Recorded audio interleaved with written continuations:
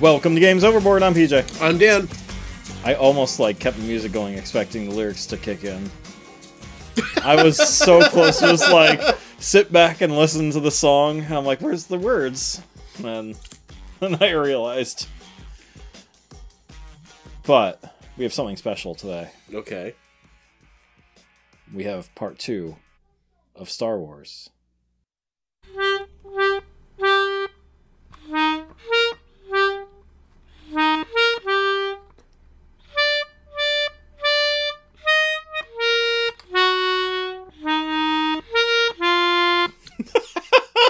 Well, I guess with me as the Empire, it kind of did sound like that, huh? Didn't see that ending coming. No, I didn't. I really didn't. So, as promised, we played Star Wars.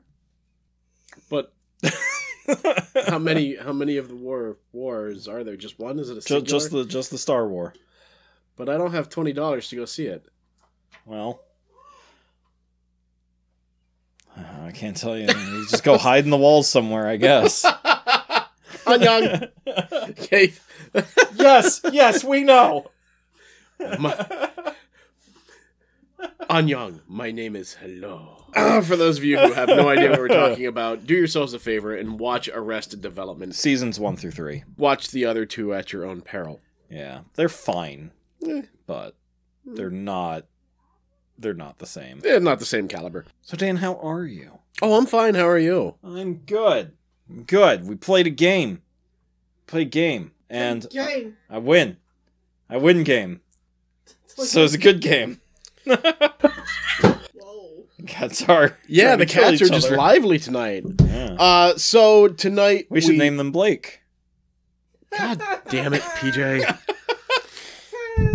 Usually I'm the one with stupid, shitty things, but fuck you. Okay, so this is our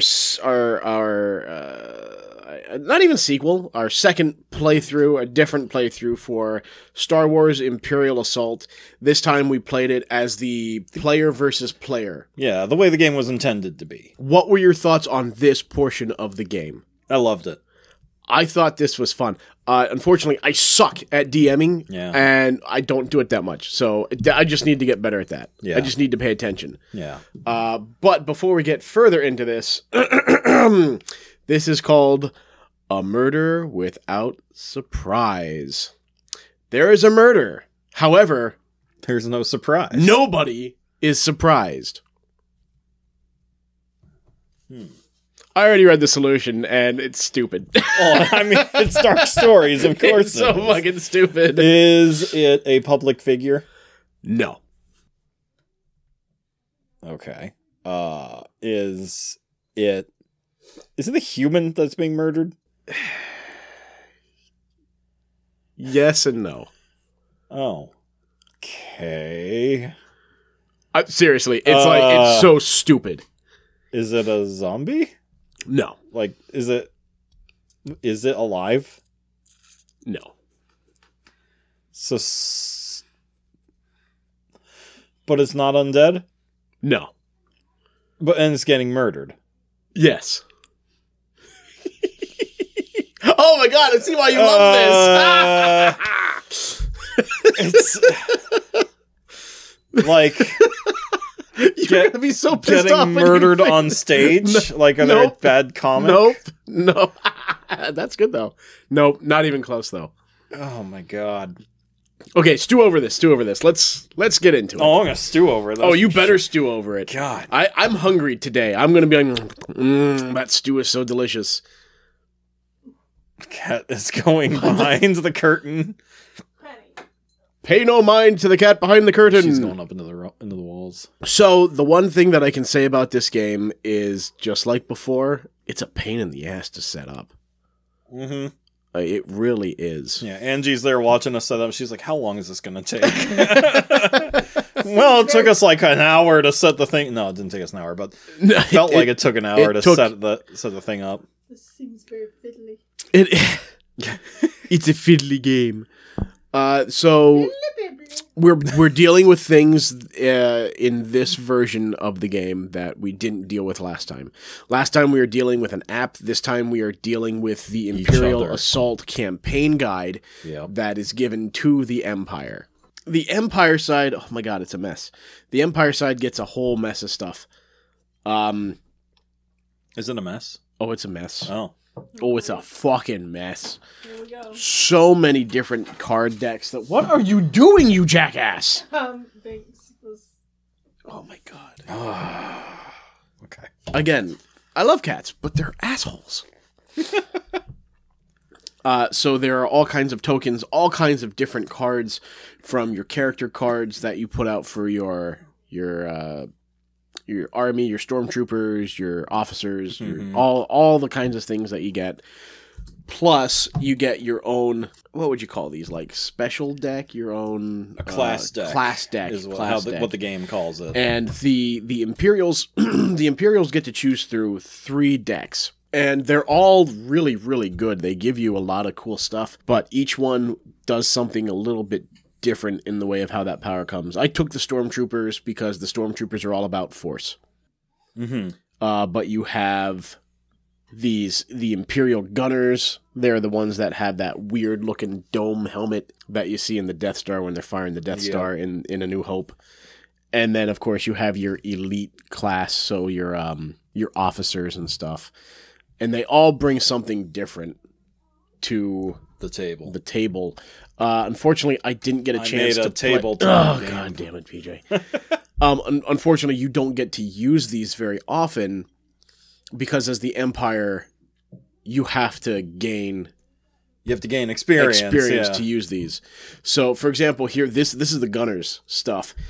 They get things like an experimental arms, and it's an attachment to their weapons. While attacking, you may apply surge? Is that what it's called? Yeah, there's a little squiggly. Yeah, you can apply +1 surge to any attack results.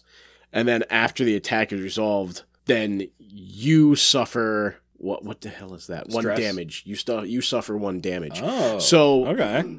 Yeah, so listeners, surges give you special abilities, like you can stun someone or pierce through their armor or do an extra damage or an extra space in your range.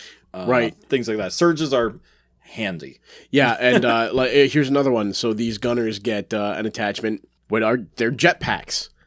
But you can only use these on the Stormtroopers. You can't use them on anybody else. You gain extra mobility. So it's little things like that that can really up your game. So this is just some of the stuff that the Empire gets. Of course, there's also the story mission or the story cards that you get to lay down. Basically, those are just telling you what you're coming into. It's helping the rebels set up. This is the story thus far. Yeah. So far, we only did 1 mission of player versus player, and it's not a thick book, but it's got a lot in it. One mission only takes up a page. Yeah. And of course, it tells you everything that's going on. Here's where I screwed up. I did not read ahead. It's because you can't read. You looked at the pictures. You're a fucking ass. Oh, you're fucking ass.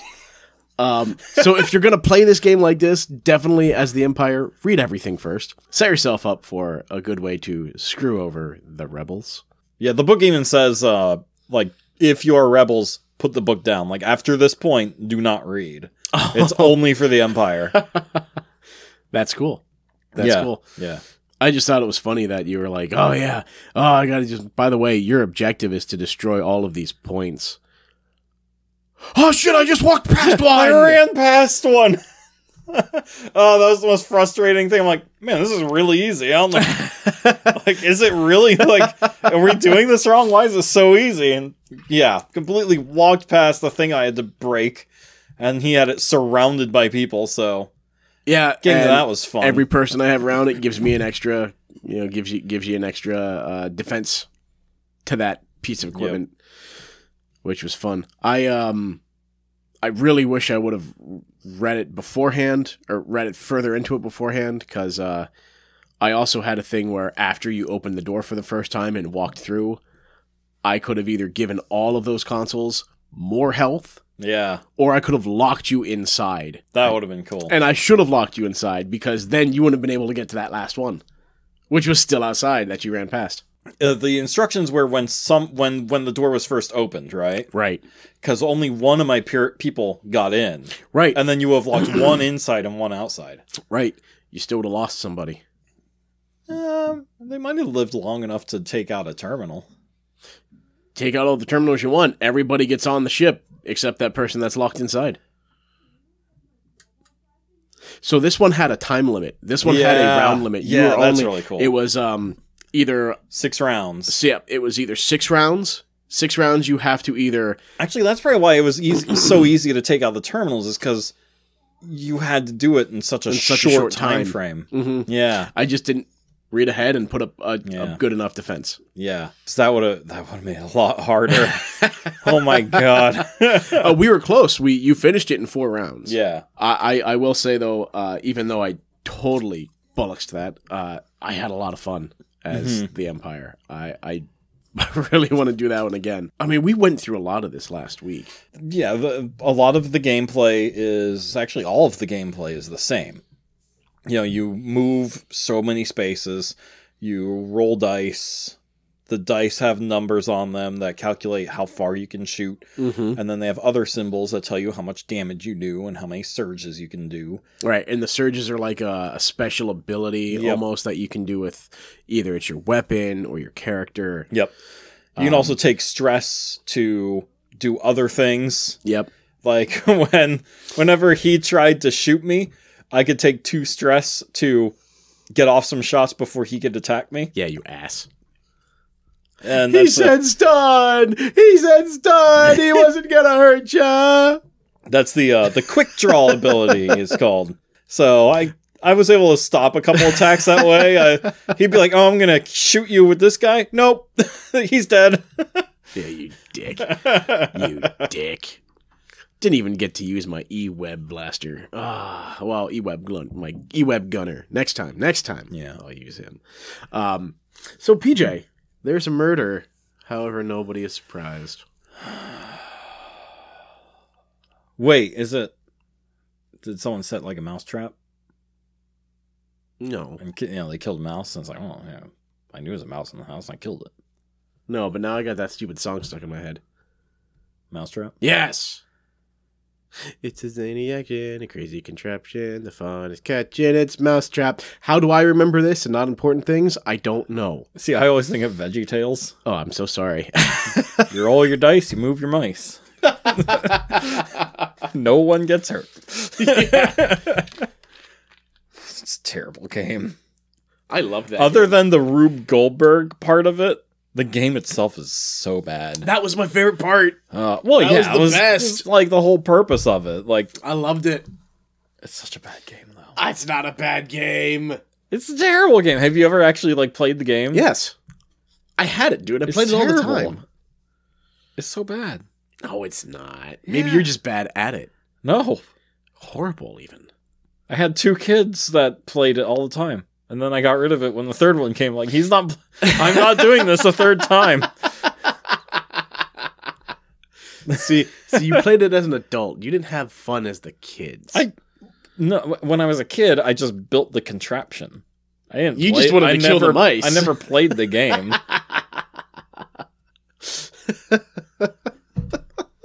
You know what I really want to use in this game? I want to use that chicken walker. The ATST. I want that. Which I called the AT-AT like 3 times last week. Yeah, and I didn't catch it. Shame on me. I know. Shame on me. What is wrong with me? Yeah. I'm sure we can find those as like STL files or something like that. I want to build these now on my 3D printer when I can get it working again. Oh yeah. It's a really cool mini. Oh, that's so neat. I mean, it's really detailed.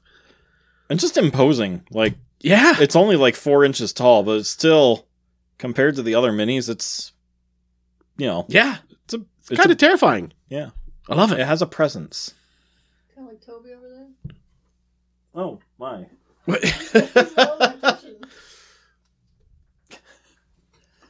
He's just chilling on a cushion. I love cats, but you know what I don't like? The musical Cats.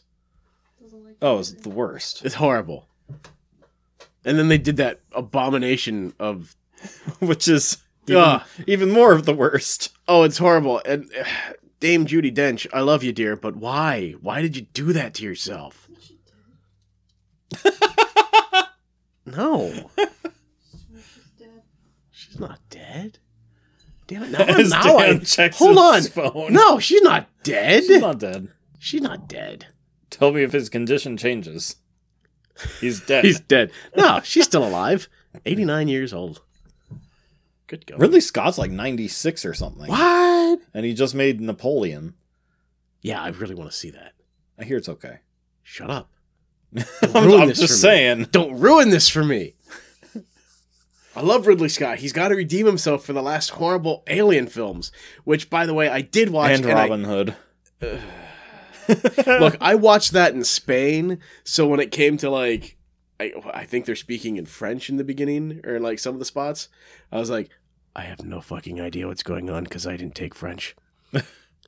Not that it mattered, because every subtitle's in Spanish, and I can only get, like, every 2 or 3 words, so I'm like, what about the door? What the fuck is going... Oh, Robin, yes. Cliff, what? What the fuck? Horrible. But, yeah, that's a shame because that had such great potential, that film. Yeah. Speaking of subtitled films, I want to see Godzilla real bad. Oh, -1? -1. Yeah. I've heard nothing but good things. Yeah. Back to Star Wars. Back to Star Wars. I won. Rebels are awesome. Rebels? You know what rebels are? Rebels are terrorists. But for a cause. No. When they destroyed the Death Star, do you know how many people died? Do you know how many people lost, like, their loved ones? That's like... Holy shit, man. Hold on, think about this.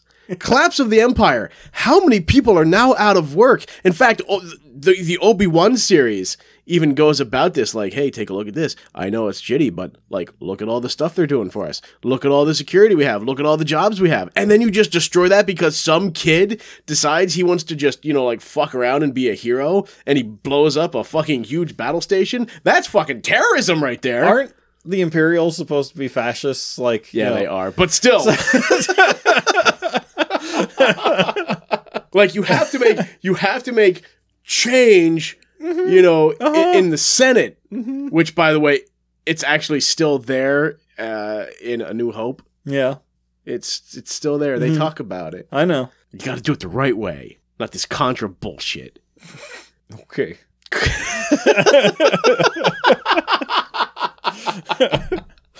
Sorry, I love bringing up that point. I just think it's hilarious. Oh, yeah. Like, yeah, we're the good guys. Yeah, we're actually terrorists, and we just gotta push this under the rug. We won by murdering a bunch of people. I think it's no different than any other revolution. I know. But, I mean, in any other revolution, like, their leader isn't picked up by some, like, cyborg badass motherfucker and throws him down a reactor core. Oh, yeah. We should have more revolutions like that. Yeah. I mean, first we need cyborgs. That's probably the reason that there's a lack of revolutions with cyborgs. I'd say back to Star Wars, but we've already been talking about it, so... We never really deviated from Star Wars a whole lot, except for... Robotics and cats. Oh, fucking cats. Robotics were at least Star Wars adjacent. Yeah. I mean, they gave us the word droids, so... Yeah. Except that horrible cartoon. Should never watch that. Never watched that. It was bad. What? Oh, they did a cartoon called Droids. That was back in, like, the 80s. It was bad. It was bad. Not as bad as the Star Wars Holiday Special. That was just freaky. I got nothing. I got nothing. I am all out of words. Just trying to think. There's not a whole lot of components that have changed here except for the cards. Instead of playing everything with the app telling you what to do and what's going on with the Imperials, it's all player based. Basically, the Empire is a dungeon master. Yeah, I have to say it was an interesting take, an interesting just change of tone, where last week we were all just like, yeah, do it, roll high, and now it's like, miss, damn it, miss. No, please don't hit me, please don't hit me, please don't. Fuck! God damn it! Well, I mean, it pissed me off, but at the same time, I'm like, you know what? I can just bring out another guy. Fuck you. How much is that guy? 2? Reinforcements, motherfucker. Which you can't do with the rebels. Yeah. Instead, the rebels just get ridiculous. Well, not ridiculous, but they get high health. Let's talk about that.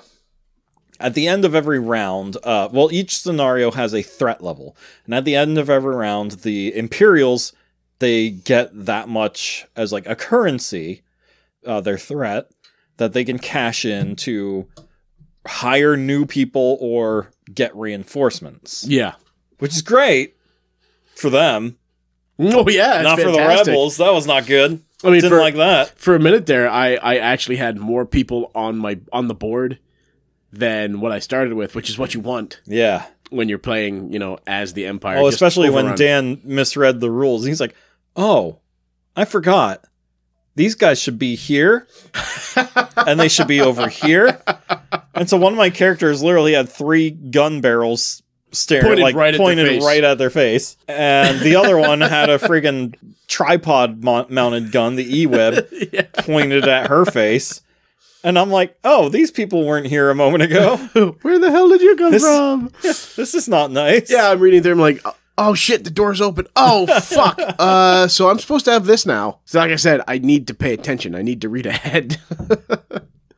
Another cool thing, you have a counter to keep track of things that you get as the Empire, such as your, what is it called? Threat. Your threat level and the rounds. Yes. And these rounds go all the way up to 20. Which we were afraid that Dan didn't know how to keep track of rounds, but he got that.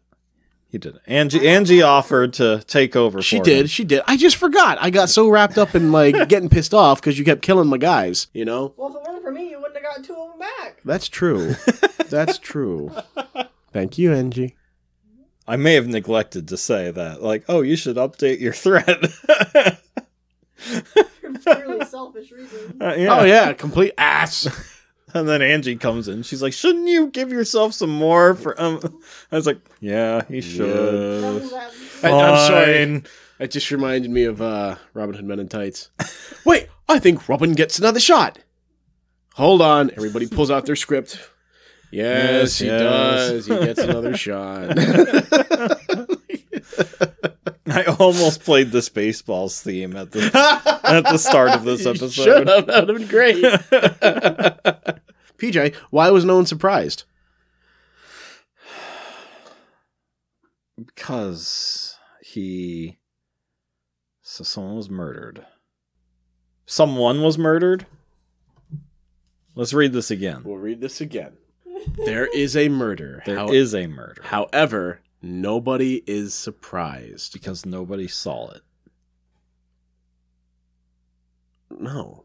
I was going to say, maybe no one's surprised because no one even knows it happened. How's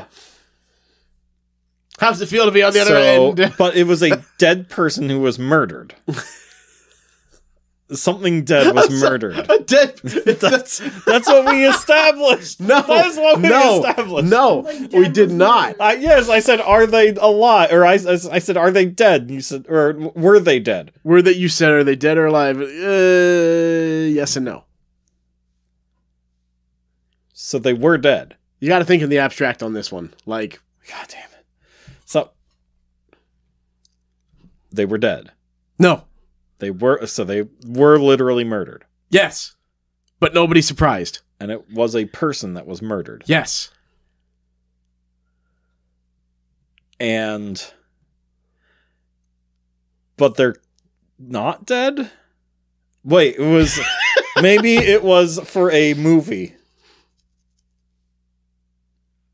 No. But you're on the right track. It was a performance? No. It was a prank. No. No, people would be surprised then. No. No. 1 + 2 + 2 + 1. Yeah, we're going to Disney for Christmas, and My son Eli goes, well, we're bringing Clue because I'm watching that at one time on the way down. I'm like, all right. Oh, yes. This Peacock was a man? I had to stop her screaming. Maybe she was poisoned.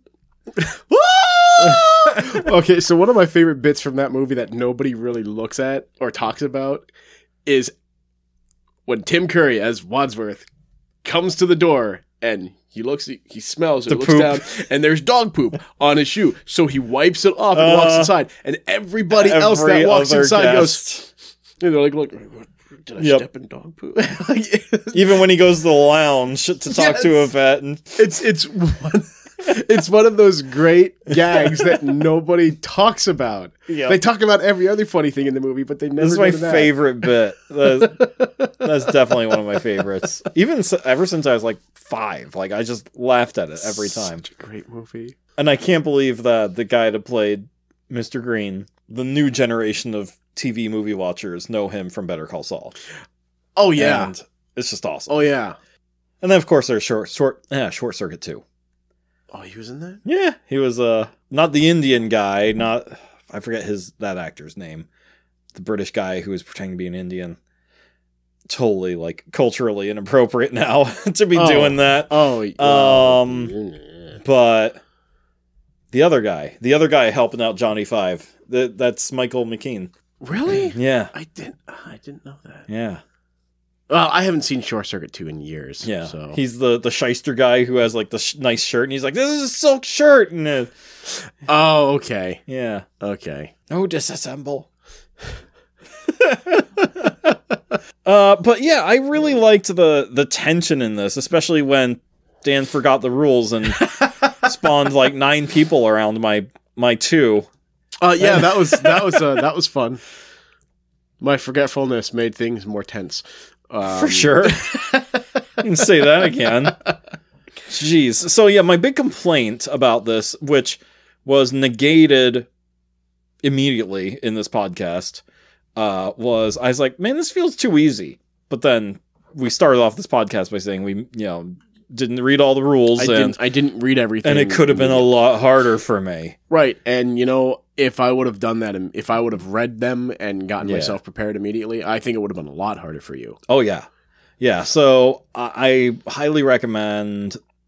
I highly recommend this game, but B, be very familiar with the scenario before starting it. Right, if you're gonna do the player versus player. Yeah. If you're doing co-op, whatever. The app will do everything. Yeah, the app will do everything. Now, I did like doing the app. I thought those were fun, but it didn't seem nearly as tense. Yeah, I could see that, yeah. Like, there were some tense moments with the app, but not nearly as tense when you actually you almost died from IG-88. Okay, that was pretty fucking awesome. I gotta admit, the last episode, I did almost die because IG-88 is an asshole. And I'm a stubborn asshole. For those who don't know IG-88, you have seen an IG droid in Mandalorian. If you watch The Mandalorian. By the way, that was one of my favorite episodes. Yeah. I love how he keeps trying to self-destruct. He's like, no! Don't self-destruct. Okay. Yeah, apparently in the last season, Pedro Pascal was pretty much never on set. Really? Yeah, it was he just did the voice. He just did the voice from a remote studio, and it was all body double in the armor. Well, there's only one day where he was actually there for his face, with the helmet off, close-ups and stuff. Well, I guess if you're gonna, he's become a pretty in-demand. Oh yeah, actor. Yeah. So good for you. After man. The Mandalorian and Last of Us, everyone wants him now. Yeah, and there's nothing wrong with that. He's a talented guy. Yeah. He's good. Yeah. Here's the one thing that you're gonna notice if you haven't already about actors. Very rarely are we pissed off at somebody else for getting a role. Oh yeah, so friggin' hard. Even if you're an A-lister, sometimes it's tough. There are only so many movies in a year, It's tough. So when someone says oh yeah, no, this person got that role, they're doing this, and I'm like, dude, that's awesome. Go, do it, because it's not gonna last. Speaking of, I saw a Nick Cage movie. Ooh. Willy's Wonderland. Oh dear God. I think it was 2018, 2019, somewhere around there. Maybe it was more recent. Maybe it was 21. Anyways, it was during the whole development hell of Five Nights at Freddy's. Oh, okay. And so someone had the idea. Well, he says that he had never heard of Five Nights at Freddy's, and he just had this idea, just from the ether to well, I believe it though. He was like an older guy. I saw an interview with him, but that like of crazy animatronics coming to life and trying to kill someone. Oh, did he have a bad experience as a kid at Chuck E. Cheese? I don't know. Because that would explain a lot. Anyway, so did you see the original Chuck E. Cheese? Yeah. My God, he looked like he'd be sitting there with a cigar with a New York accent saying, "Tommy, get over here, get your fucking pizza. Happy birthday, you little shit." That's how I see that original Chuck E. Cheese mascot. Yeah. Like, God, you look sleazy as hell. You'd fit right into New Jersey. But Nick Cage doesn't say one word in the whole movie. Okay. It's just fantastic. All right. And I've heard a couple different takes. Some say it was an artistic choice, from the director, and that was how the script was always planned. But then other people were just like, no, Nick Cage just wanted an easy paycheck, and he's like, I'm not memorizing anything for this movie. I will follow the stage directions. You tell me where to go and how to look, but I'm not gonna memorize a word for you. Okay, so he's pulling Brando level power plays. I like this. I don't know which story I believe. I don't even know which one I like more because they're both great. Either way, I mean, think of it. Nick Cage, people will go see a Nick Cage movie just to see the ridiculousness that has become Nicolas Cage. Yep.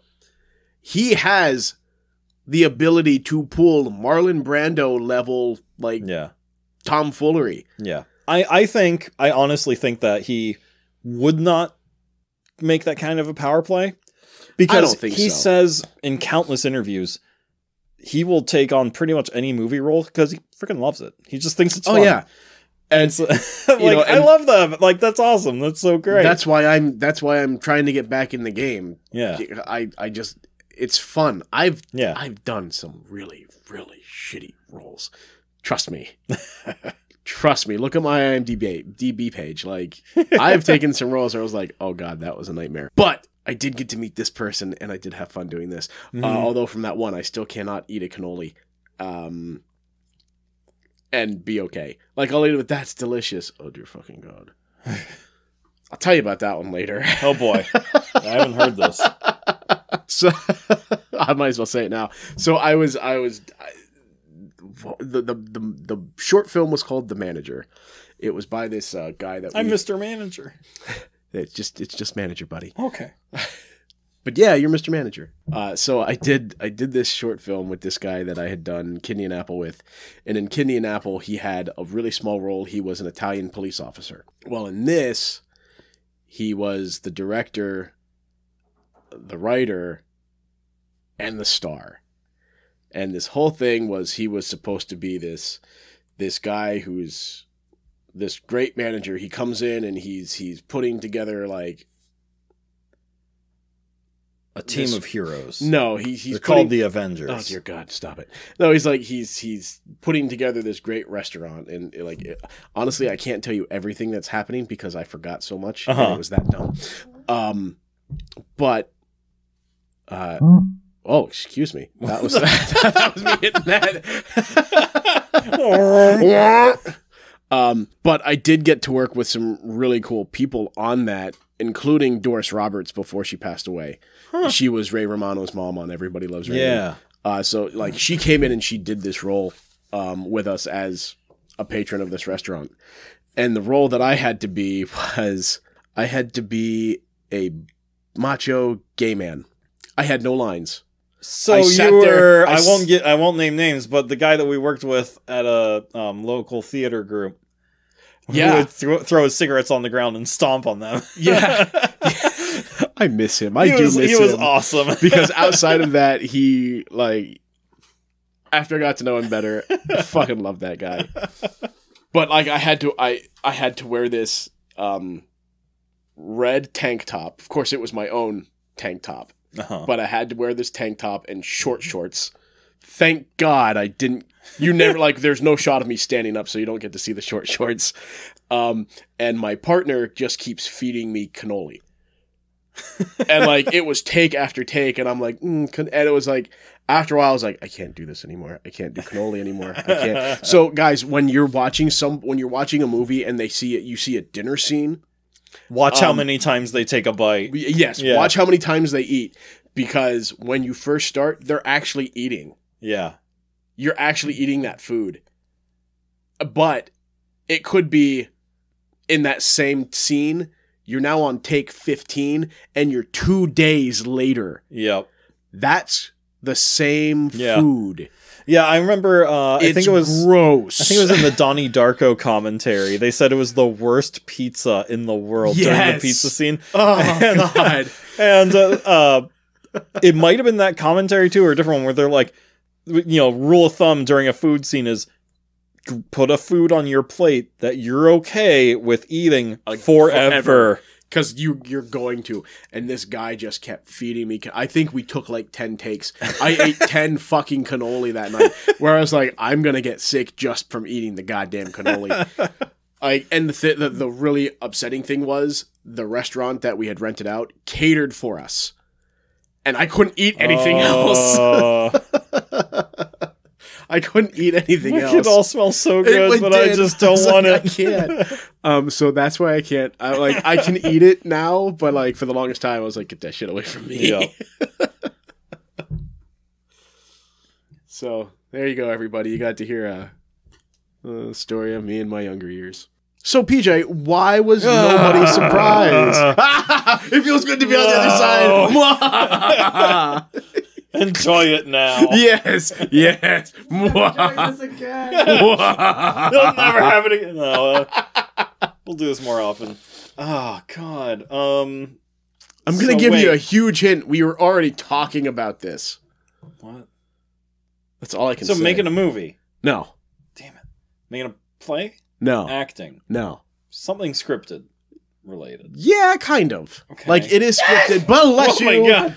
It is scripted. It is entertainment. That was not scripted. That was not scripted, but it's not a movie It's... or a play. Because you feel stupid? Brain hurts. This must be what Dan feels like. Fuck you. I don't know. You give? I do. I do. Okay. I do. Some friends are playing Cluedo, or Clue, the board game. Oh my god. So they were all waiting for the murder to happen so they could start solving the mystery. Oh, really? Yes. And the best thing is, we talked about Clue. Oh my god. That was good. Oh, that was good. That was fucking weird. I enjoyed the hell out of that. Can we please not do that again? I'm gonna light a cigarette now. Oh yeah, that was good.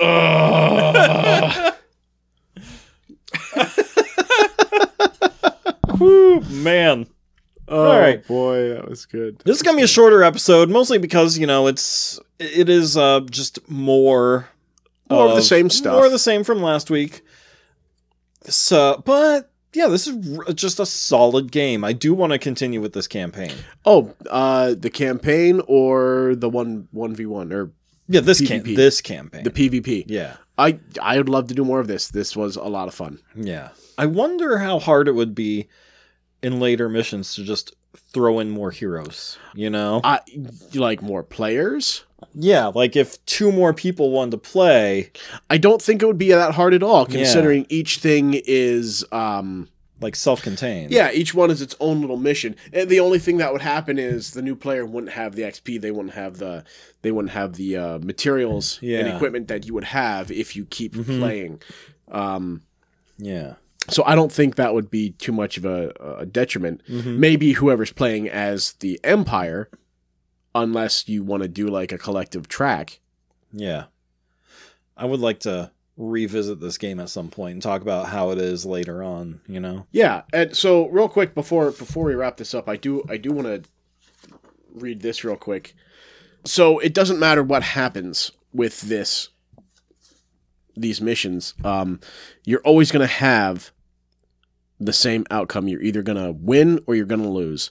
And if you win as the rebels, you're going to get a new story card that's going to be put into play, and all your heroes are going to receive 100 credits. So you're going to have money to be able to purchase new equipment.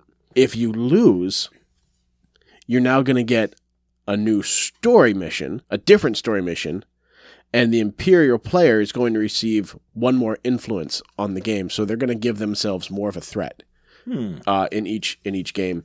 And then, again, even if the rebels lose, they're still going to get 100 credits, and everybody's going to receive their experience points. So that's really cool. Even at win or lose, you're going to start getting, more experience. You're going to get from more what stuff. I heard from other reviews, as it goes on, the losers may not get experience points, or they'll get less than the winning side. Right. So I'm excited to see how all that plays out as we go on. Yeah. So now let's talk 1 year look back, Danielson. Spirit Island. Fuck. Really? It's been 1 year? It's been a year. Holy shit. That game has scarred me that bad that I remember it like it was yesterday. Right? It does not feel like a year ago that we played that game. Oh, God. I've played it a couple times since, because I really want to play it again. Like, I'm addicted to that Oh game. my God. That game is such a kick in the crotch, but it's so much fun. Like, it is anxiety-inducing to the extreme. Yeah. I'll never forget just, Dan, your face when we set the board up, and you're like, all right, this looks pretty cool. That's not bad. And This is easy. And I go, just wait. And I flip over the first card, and the colonizers just go whoosh, and Spread out everywhere. No! I'll never forget that. And you'll hear next week when we do Tapestry. I bring up Spirit Island at one point, and just how it's impossible to think about anything else when you're playing that game. Like, oh yeah, it's so hard that it, like, you're just focused on the game. Though it was like, what, an hour long, maybe an hour and a half, and literally you can't divert your attention from it. No. You're just in it the whole time. Because it's so hard. It is. And it's not hard to learn. It's just so hard. It's hard, yeah. So, yeah. I mean, that game, if you ever find that game, like, Horizons of Spirit Island was just $15 on Target last week. Now, is that the Target edition of the game? Yeah, the Target version. So, Okay. like, everything's cardboard. There's no plastic pieces in it. Okay. All the people are everything is cardboard. Okay. But it's still the same game, like, right. So if you're curious about the game, get that one. And then if you want to get Spirit Island, you have all these new spirits from Horizon of Spirit Island that you can add into that game. Oh, that's cool. Yeah. That's cool. So, like, it's a win-win, really. I still recommend this game. I'll always recommend this game. It's one of my top 10. I kind of want to play it again. I know. I love that game so much. I mean, just call me masochist. Oh, boy. And listeners out there, if you like weird sci-fi, we need as many people as possible to watch Scavenger's Reign on Max, because I want a season 2 real bad. Now, I've only seen that little bit that you showed saw me. a couple seconds because it was playing last week when you came down here. I have heard a lot of good things about that show, It's so cool. It's like, for a while I was trying to figure out if it was actually good or not. Like, because regardless of whether it's a good show, it's an experience, and it's unique, and it's creative, and it's unlike anything else I've ever seen. But I was compelled the whole time. I cared about the characters. Your cat is going after that soda can. Yeah. He kept sticking his face in the cup, too. Trying to get drunk. What's in here? Oh, yeah. A Long Island iced tea. Nom, nom, nom, nom, nom, nom. So yeah, Scavenger's Reign. Check it out. It's really good. That's all I have to say. Dan, what do you have to say?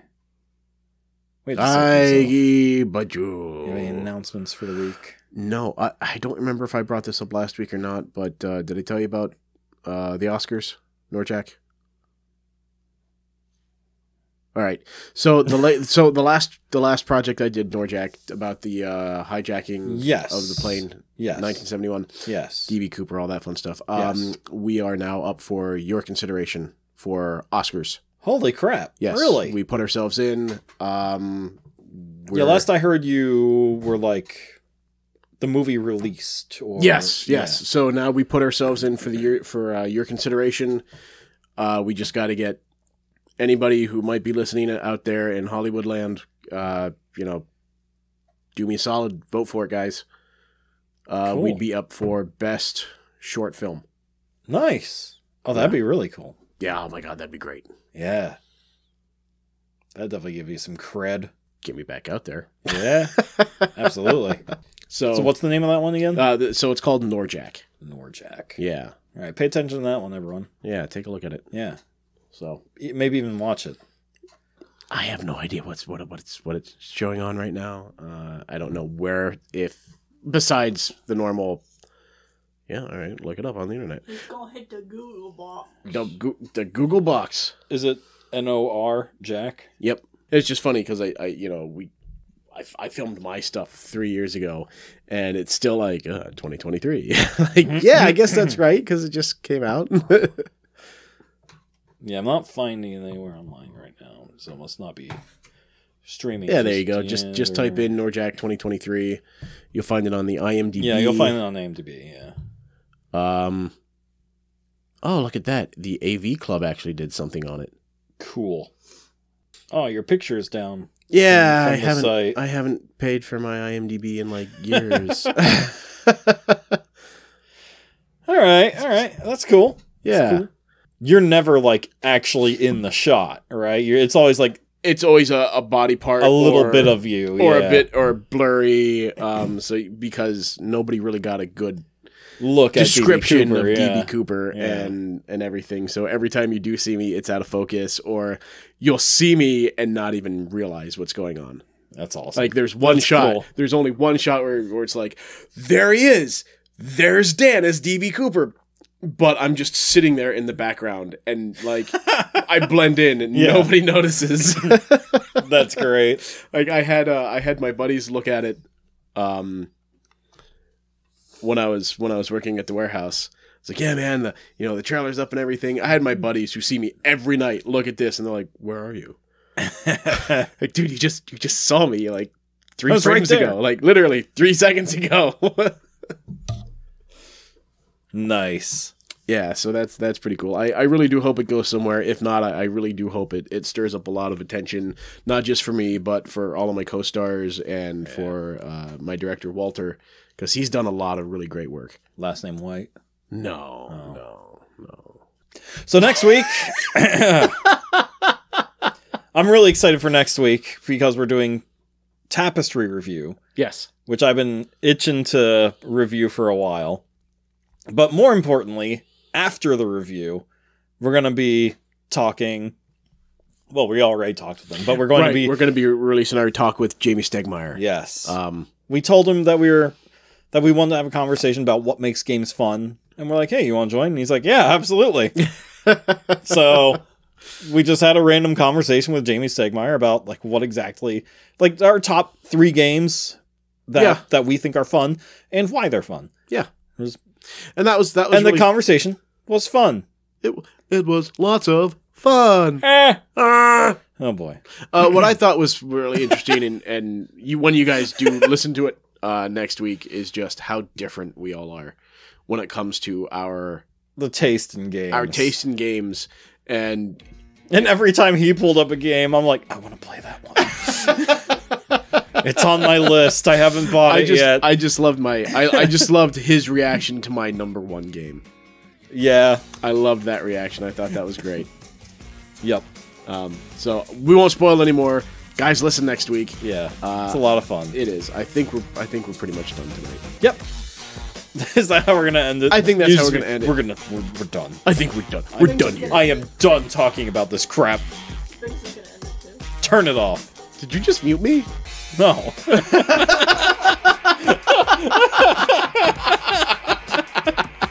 I don't know what you're doing when you push buttons.